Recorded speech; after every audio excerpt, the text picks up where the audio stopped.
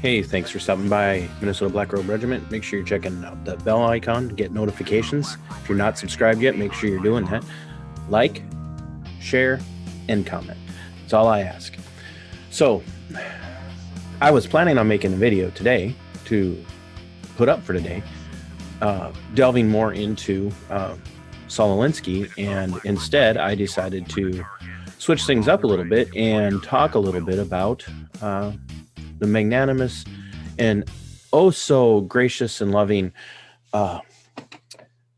stepfather you wish you didn't have, Tyrant Timmy, Governor Tim Walz of the People's State of Marxisota. So why am I talking about Tyrant Timmy? Well, see, Tyrant Timmy has decided in his grace and his mercy that May is going to mark the end of all Coof restrictions in the state of Minnesota, except for the mask mandate. And the mask mandate will not drop until, let's see, what did he say here? July 1st, Minnesotans will be able to enjoy summer and forego mask usage if they want to. So, first of all, let's talk about this for just a second. Look, Minnesota did not see the numbers that Tyrant Timmy said we were going to experience, even with restrictions in place.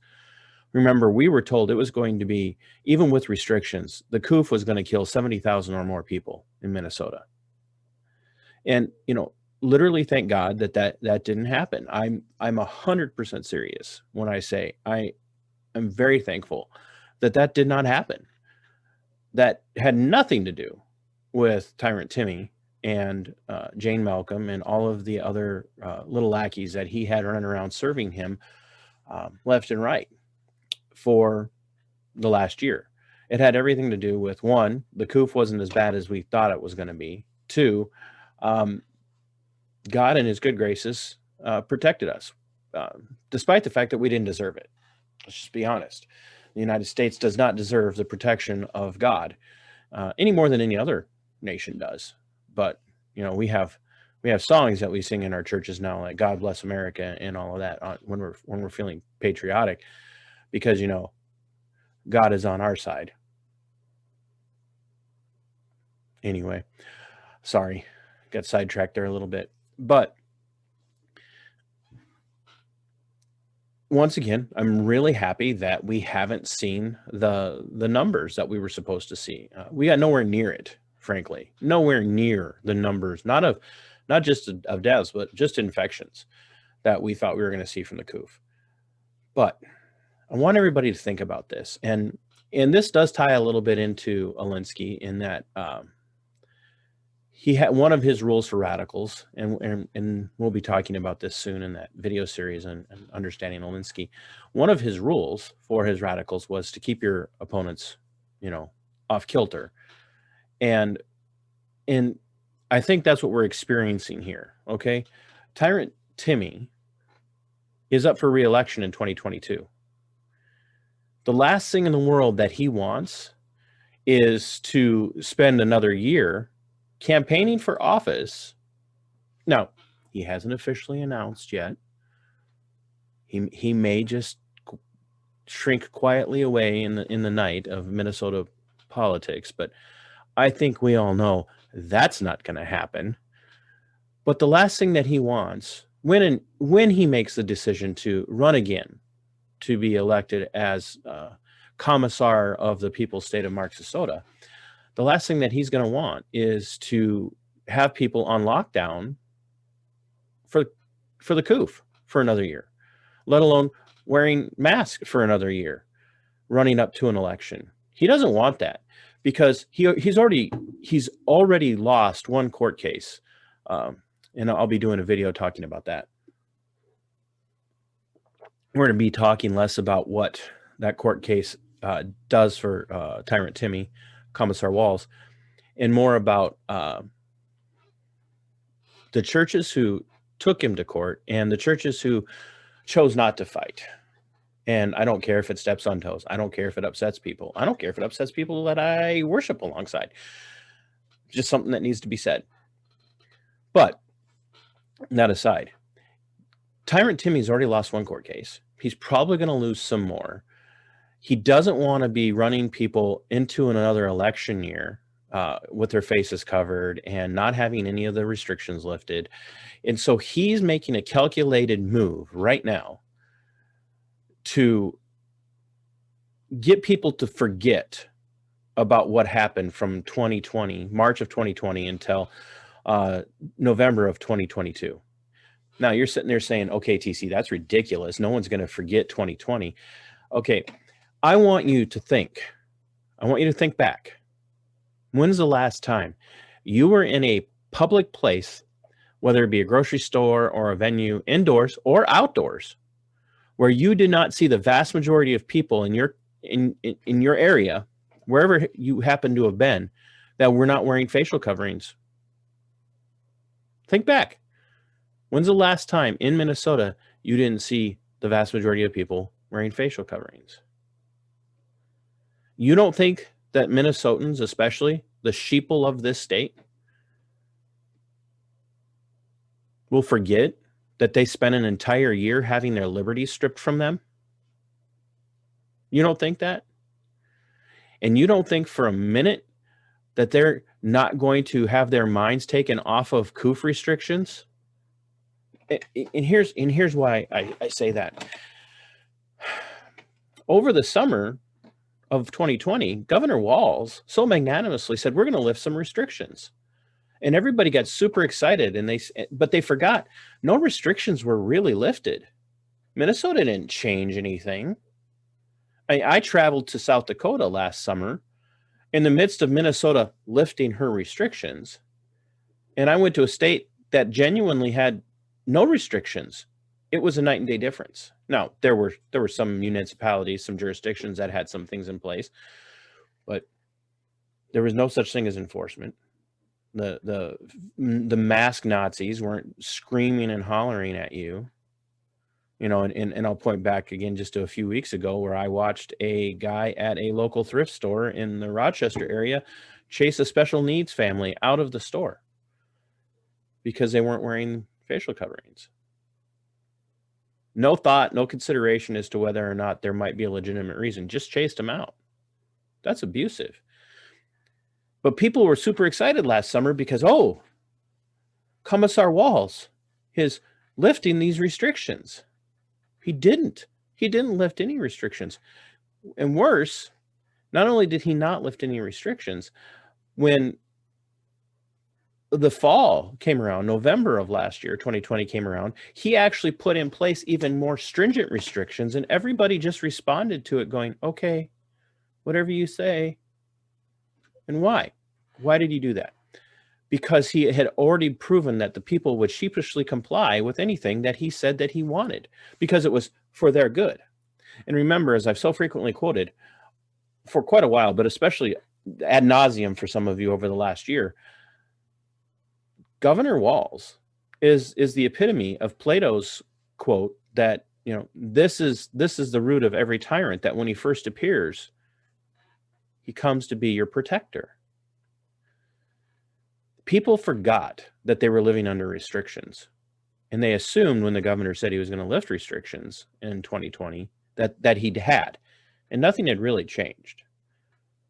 And then when he clamped down again in November and December of last year, nothing, it wasn't like, oh, we're reinstituting restrictions. It was a serious clamping down, even more clamping down, to the point where he was ordering you to limit the number of people you had in your home, your private home, telling you who you could not and could have in your home, and how many households you could have visit your home for things like Thanksgiving and Christmas.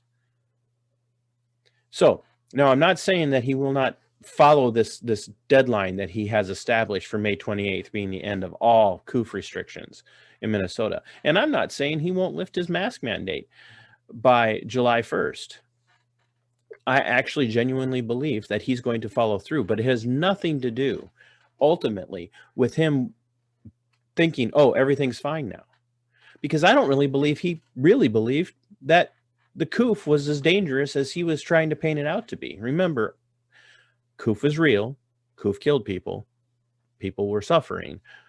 But he never bought the argument that it was as deadly as he was painting it out to be. It was a control tactic. That's all it was. He's going to lift those restrictions so that he can get people to forget about how bad he damaged the economy. And make no mistake, it was not the Coof that damaged the economy. I'm so sick of hearing that. When people, oh, the Coof has really hurt the economy. No, it's not the Coof that did it. It was telling people they weren't essential. It was telling people that the frontline workers were heroes, but you need to stay home. How demeaning is that? And first of all, what a bastardization of the word hero. How many times do I have to talk about that? I'm so sick of that word. Like, I wouldn't want, even if I did something heroic, I wouldn't want anybody to call me a hero right now, because everybody's a freaking hero just for showing up to work in the state of Minnesota. Well, frankly, all over the United States these days. But all of that aside, the economy of the state of Minnesota was devastated. We've lost thousands of small businesses that are never going to come back. Never. We have people fighting for their freedom over executive orders, like Lisa Hanson from Albert Lee, being persecuted, not prosecuted. She's being prosecuted too, but being persecuted. And I don't care if you agree with every decision Lisa Hanson has made. I love Lisa to death. And I guarantee you there are things that she and I disagree on. Guarantee it. Be that as it may, she's going to lose her business, and she'll still be fighting this stupid fight after the restrictions are lifted. How asinine is that? But people will forget because we're conditioned to not remember anything long term. So he's going to lift these restrictions. He's going to go into the election year, 2022, and he's going to campaign his little butt off, and he's going to say, I saved you from the Coof. You need to elect me. I, Commissar Walz, Tyrant Timmy of the People's State of Marxisota, I saved this state from being a plague factory. I saved this state from suffering from the Black Plague. I saved this state. All these things that I did for your good. You must reelect me. You must put me back in office, because if you don't, the next time it comes around, there won't be anybody here to protect you. And so all he's going to do is he's going to lift those restrictions to get people's minds off of having lost their liberties, having seen their friends lose businesses, watched friends lose jobs, had people lose their homes, and it's going to happen. People are going to lose their homes because with these restrictions lifting, the eviction bans are going to get lifted as well, and people are going to lose their homes. And but no one's going to remember why. And everybody's going to talk about how bad the economy was and how it was unfortunate that he had to be governor during such a horrible time. But nobody's going to remember that he created that monster. And nobody's going to remember anything but how he saved us from the Coof, because that's what they're going to beat. That's the drum they're going to beat. And they're going to use that against whoever runs, whoever gets whatever nomination for whatever party, independent, Republican, constitutionalist, whoever it is. They'll beat that drum against that person, saying, look, we have to reelect Tyrant Timmy. We have to reelect Commissar Walz. The People's State of Marxisota can't afford to not have someone like him in power. I mean, in governor's office. So don't be satiated on this and be thinking, oh, only 18 more days, only another month and a half until I don't have to wear a facial covering everywhere that I go. It's a ploy. It's to get your mind off of the fact that he destroyed the economy and that he hurt your friends, that he hurt your family members for a virus, the Coof, that wasn't nearly as devastating as they told us it was going to be. And then they're going to use that to make him out to be a hero and take your eyes off the devastation that it did cause, the very real devastation. The increases in depression, the increases in anxiety, the increases in other mental health disorders, the increases in suicides, in suicide attempts, increase after increase after increase, and all of those things, and none of them had to do with the Coof. All of them had to do with the devastation that was wreaked on us by a tyrant who let the power go to his head. And all the little tiny tyrants who supported him all over the state of Minnesota, everywhere from Rochester to Minneapolis and St. Paul and Duluth and Albert Lee and everywhere else. Tiny little wannabe despots and tyrants. They're going to be hailed as heroes for saving Minnesota from the Coof. And what they're not going to remember is the economic devastation that was wreaked on this country and on this state in particular. Do not be fooled. If he wasn't running for office next year, these restrictions would not be getting lifted. He sees the writing on the wall, and he knows people have had it. They're done. They're PO'd, and they don't want to put up with it anymore. But because Minnesota, by and large, is full of compliant, get along to go along, passive-aggressive, Minnesota nice types, they do it just because they don't want the hassle.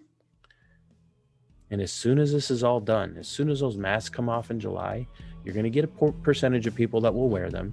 You're going to get some businesses that will say, no matter what, we're not lifting our mask requirements, which is their, if they want to, they can. I'm not going to argue with them about that. But what I will tell you is everybody else is going to forget about the economic and societal damage that was caused by this megalomaniacal moron. And then they'll vote for him. Because he saved us from the Coof.